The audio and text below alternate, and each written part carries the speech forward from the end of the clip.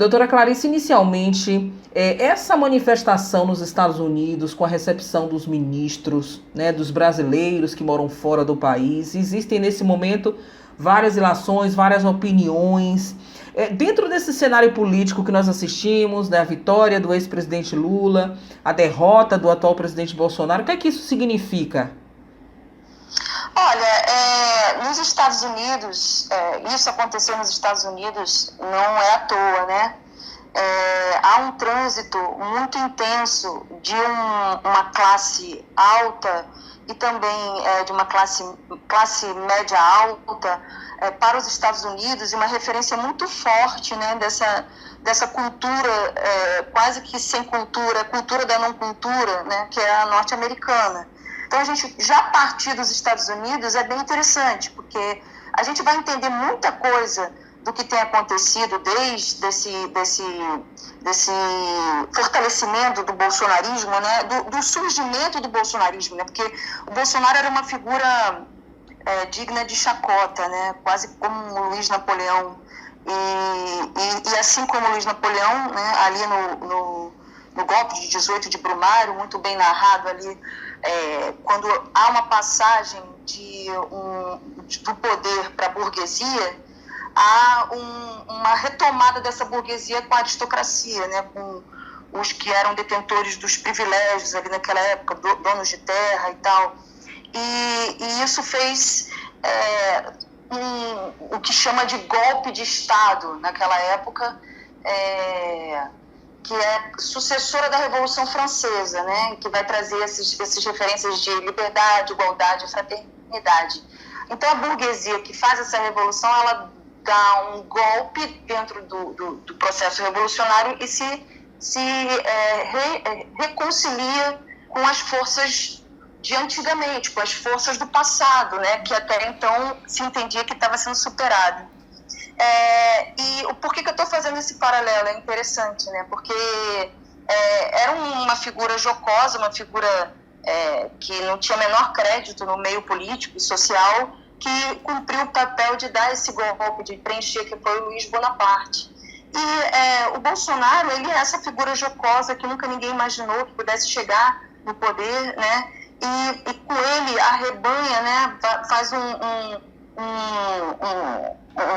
uma espécie de avalanche sobre o país inteiro, aglutinando uma força que nunca ninguém imaginou que aglutinaria.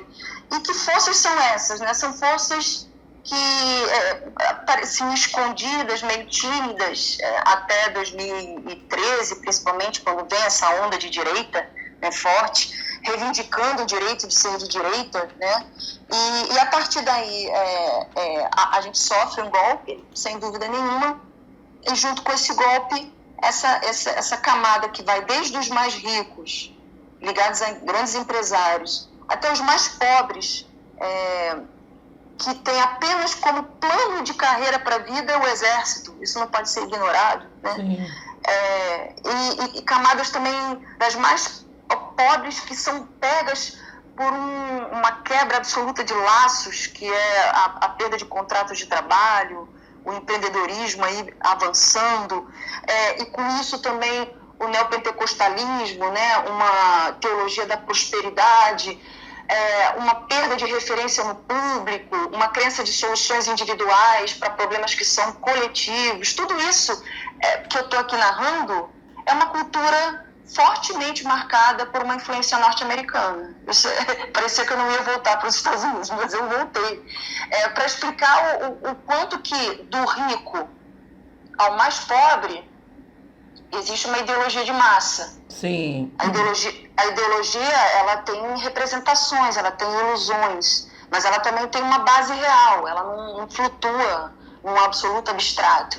Então, esses que estão aí nos Estados Unidos, não à toa nos Estados Unidos, né? Um lugar que serviu também de ensaio para uma tragédia que foi ali aquela invasão do Capitólio. Então, o que eles estão tentando é repetir uma experiência trágica. Sim. E que, como próprios filósofos já dizem, né? A tragédia ela se repete como farsa, né? Então a gente assiste aí espetáculos farsescos que no seu sentido forte traz de algo mentiroso, uma representação cênica, mas também algo cômico, né? Verdade. Então agora a gente consegue entender, porque essas pessoas você fala de tolerância, né? De até onde a gente vai, aonde pode tolerar, né? Essas pessoas, elas têm como característica comum a intolerância, né? A ausência de tolerância em relação a tudo o que foge a uma regra rígida, não aberta a desejos diferentes ou a destinos diferentes. Sim. Então, se a regra do masculino, a regra do casamento, né, a regra da maternidade, a regra da mulher. Então, tudo que foge a uma representação dessas figuras, que são representações extremamente mecânicas, fora do real, né, mas no qual eles se agarram muito fortemente, eles não toleram nada que para eles são desvios de um tipo ideal. Sim, né? Sim. E o americano, ele é dado a essas representações, os norte-americanos, né? Vamos nos corrigir, né? Os norte-americanos são dados a essas representações, né? Tudo que envolve o outro, que não é aquilo no que eu acredito, é uma ameaça, né? E a perspectiva de liberdade, ela está apenas presente em dois pilares: o indivíduo como um ser indivisível, ou seja, ele é perfeito, ele é uniforme, ele é consistente, ele é linear, ele é regular, e a propriedade, né? A propriedade privada, Sim. que é conquistada das maneiras mais violentas possíveis, né? Mas é tida como um bem acima de todos. Então, se você foge ao endeusamento do indivíduo indivisível e da propriedade que priva os outros, né? Uma propriedade que é privadora também para os outros, né? À medida que eu tenho, vocês deixam de ter, porque a propriedade não precisa ser isso, né? Sim, sim. A propriedade, né? Mas a ideia de uma propriedade que exclua, a ideia de uma propriedade que faz de você digno de um direito, de inclusive matar em nome dela, né? Até o nome fica infeliz, porque isso não é propriedade. A propriedade das coisas é a propriedade de criar, né, de produzir, né? Verdade. A propriedade de uma caneta é de escrever, a propriedade de um suco é de saciar a sede e alimentar de nutrientes. Então, uma propriedade que é excludente, e eu acho que muitas vezes isso que a gente precisa entender. Eles vão para os quartéis, aí a gente já tratando das manifestações que ocorrem no Brasil. Verdade, é isso. Eu quero até te perguntar sobre isso, Clarice, desculpe te interromper, que a gente tem assistido aí vários protestos, né, em vários estados do país, as pessoas montando acampamentos, manifestantes se instalando com barracas e lonas, caminhão de som, executando músicas militares e o hino nacional. Exato. Aí o Ministério da Defesa disse, né, que essas manifestações ordeiras são um exercício da liberdade de manifestação de pensamento e de reunião. Ou seja, sendo ordeira essa manifestação, ela pode acontecer. Isso tem o poder de mudar o resultado das eleições? Isso não tem poder de mudar o resultado de eleição, né?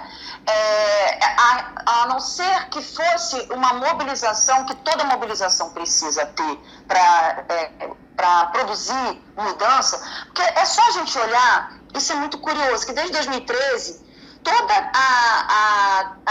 as categorias, instrumentos, métodos, até linguagem de um campo de esquerda, da esquerda, todo o campo gramatical, imaginário, que era tido como exclusivo da esquerda, passa também a ser adotado por uma ultradireita, né? Que também não contou com uma centro-direita. Não vamos esquecer que o grito do vamos para a rua foi uma centro-direita tentando encontrar um quadro político diante de uma crise de quadros que até hoje não se resolveu, né? Então, esse método da ocupação, dos bloqueios de rua, de fato, né? Por isso que eu falo que a ideologia bolsonarista ela não é uma ilusão absoluta. Toda ideologia ela tem uma base real, senão é um absoluto maluco, é um translocado. E se fosse um absoluto maluco, um psicótico nítido, um doente evidente, não ganhava tantas adesões. É claro que por isso que é preciso tomar cuidado também. Se trata de um bando de malucos, né? Isso já foi dito sobre a esquerda também, quando ela estava lá travando as suas lutas, como ainda trava. Então, o método, que é um método de mobilização, ocupação, é um método de luta e que a gente precisa tomar muito cuidado para não criminalizar diante da substância que hoje dá conteúdo para esse método. Representam, no sentido forte do termo representa, ou seja, fala no lugar da gente, no sentido de representar, simula que está em nome da nação, da segurança nacional, isso aqui são os quartéis, né? E ainda carrega uma espécie de... se pretende, né, tem a pretensão de carregar a síntese da síntese do que seria a segurança, né, do que seria uma nação.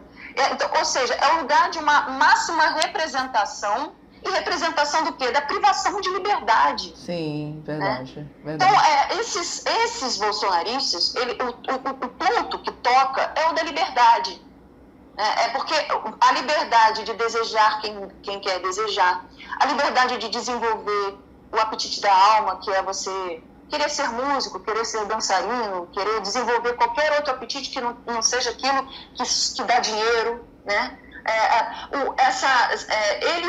Esses bolsonaristas, eles são os adeptos das imposições. E por isso que eles querem depor para impor. Sim, né? Sim, verdade. Né? Então, ele vai impor que o homem seja homem, vai impor que a mulher fique em casa como mulher, ele vai impor que o filho faça alguma coisa que dê dinheiro, ele vai impor ao empregado que aceite as condições de trabalho e não reivindique mais do que aquilo. E o terreno da imposição é o terreno justamente em que não cabe uma coisa, que ela é fundamental para que exista liberdade. A gente vai chamar algumas vezes de alteridade, né? É o lugar do outro, sim, né? Não sim. sou eu, é o outro. É a mediação. Sem mediação, a gente não pode falar de democracia, né? Desde as mais indiretas, quase que só para constar, só para inglês ver, a democracia para o inglês ver, até as democracias mais consequentes, mais amplas, que contam com a participação maior da população. Sim. Na decisão do rumo do dinheiro e tal, e tal. Todas elas envolvem mediação. Sim, verdade. Mesmo E por isso existem aí o parlamento, que é o lugar do parlar, do falar, né? E por isso eles são tão ruins na fala. Por isso que qualquer provocação no campo da linguagem, eles se perdem, né? Verdade. Isso que a gente percebe que os bolsonaristas se apropriaram da bandeira do Brasil, né? Das cores da bandeira, verde, amarelo, verde, como se fosse algo deles, né? Aquele pertencimento da bandeira bolsonarista, da defesa dos objetivos do grupo bolsonarista. O que é que a ciência política pensa sobre isto? Olha, eu acho que tem um tema que a gente começa já a perceber que é um dos temas mais progressista, mais democrático, deve ainda pautar, está em dívida ainda, é o tema do nacionalismo. Porque pela história, pela trajetória histórica, não só do país nosso, Brasil, mas do mundo todo, o nacionalismo sempre foi associado à ultradireita. Por quê? Porque é pelo nacionalismo que alguns territórios foram conquistados em nome desse tal nacionalismo, né? E muitas línguas, muitas culturas, muitas etnias foram exterminadas em nome de uma nação, uma só, né? Que força uma unidade sem problemas nenhum, sem nada que abale essa consistência unificada e única que é a nação. Então, por um certo fetiche, um certo fascínio por essa ideia de unidade consistente, sem nada que a abale, sem nada que a quebre, né, inquebrantável, né, é que essa ideia de nação, ela carrega nela algo, sim, que é de uma fantasia que escorre na direção de xenofobia, higienismo, asepsia social, né? Então, em nome dessa, mais uma vez, em nome de uma representação de algo uníssono, consistente e que leva o sujeito a não não saber lidar com o que é diferente, com o que é o outro, com a necessidade do outro, com o desejo do outro, né? Só que a nacionalidade, ela sempre foi compreendida também por um campo do pensamento crítico como o terreno da própria luta por evolução social, por desenvolvimento de uma sociedade. Né? Então, se você não luta, por exemplo, pela autodeterminação de uma nação, como, por exemplo, a gente pode falar do próprio Brasil, que não conquistou sua independência ainda. Então, a luta por uma autodeterminação e por uma independência do Brasil é uma luta nacionalista e que é necessária para o desenvolvimento de qualquer nação ou qualquer sociedade, né? À medida que o país ele deixa de estar envolvido com as demandas de um outro país, como os Estados Unidos, por exemplo, e passa a olhar para as suas demandas, ele se desenvolve, mas isso passa por um nacionalismo. Então, o tema do nacionalismo ele precisa ser reapropriado pela esquerda, né? Para reverter essa situação de apropriação quase que privada, né, do tema da nação e dos seus signos pelo setor mais da ultradireita. Né? Então, debater a autodeterminação e desenvolvimento é um caminho para a gente recuperar isso.